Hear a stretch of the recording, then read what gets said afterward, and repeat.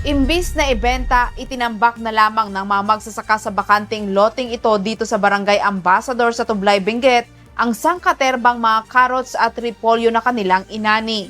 Kwento ng magsasakang si Grill Pulig, galing umano sa ibang bayan ang mga itinapong gulay sa Tublay.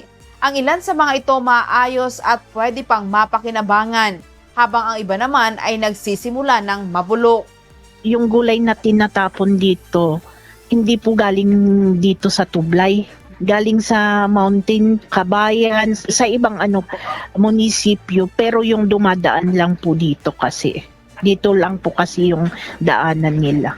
Sinasabing itinapon ang tone-toneladang carrots at repolyo dahil sa umano'y oversupply at kawalan ng buyer.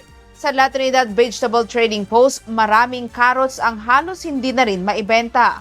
Ayon kay Lorna Menzi, Advisor 2 ng League of Associations at the La Trinidad Vegetable Trading Areas Incorporated, dumami aniya ang mga nagtanim ng carrots matapos malugi ang ilang farmers sa repolyo. Malaking dagok sa kanila kasi 'di ba nagkalugi-lugi sila sa repolyo. Ngayon nagtanim ulit sila ng carrots para makabawi sana. Ganito na naman, masyadong maraming nagtanim ng carrots. Dati umaabot sa 18 hanggang 20 pesos ang bentahan ng carrots kapag magandang klase. Pero ngayon, bumagsak na sa 5 piso ang presyo at pahirapan pa kung may bebenta ito. Ayon sa Asosasyon ng La Trinidad Vegetable Traders, kadalasan ay pinipili pa ng mga buyer ang maayos na klase gaya na lamang ng mga imported na carrots.